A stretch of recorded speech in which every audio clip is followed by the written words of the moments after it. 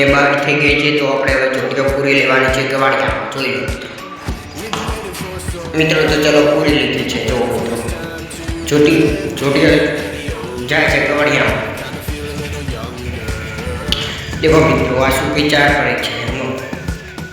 જો મિત્રો યાર પછી ગવાડિયામાં નાખી દે ખાઓ ને તમે. ગવાડિયામાં જઈ ખાઓ. તો મિત્રો પૂરાઈ ગઈ છે ગવાડિયામાં. જો મિત્રો નિયર ખાતે જશે. જો તો ચાય આ પાણીનો ટાંકો છે પાણી પીવા માટે. જો મિત્રો ખાઈ ગઈ છે નિયર. ફેક નહીં ફેક. તો બરોબર કેમ કેમ કરે મારે લાય પછી ખાઈ ભાઈ બેસી જશે. બેસી જશે.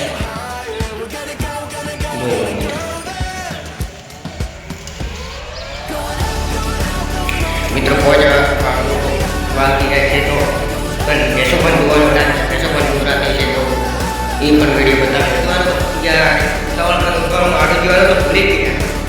ચલો આડું થઈ ગઈ છે. તો ખાન ખાઈ રહી છે. वो એના બચ્ચા है. બચ્ચું બેઠું છે. આ પાડી આ નીચે એટલે એનું બચ્ચું છે. મિત્રો આ તો જો દોવાની બાકી છે. તો દોવાની બાકી છે. દોવાની બાકી છે. આ મારા પૂરી દેખી લો મિત્રો. છે કે નહીં બધું કમ્પ્લીટ જ હોય આપણું કામકાજ.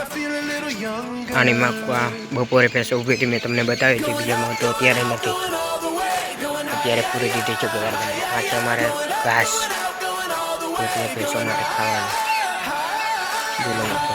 અને અમારા અંકલનું ઘર દેખાય છે. वो बच्चा बैठा है.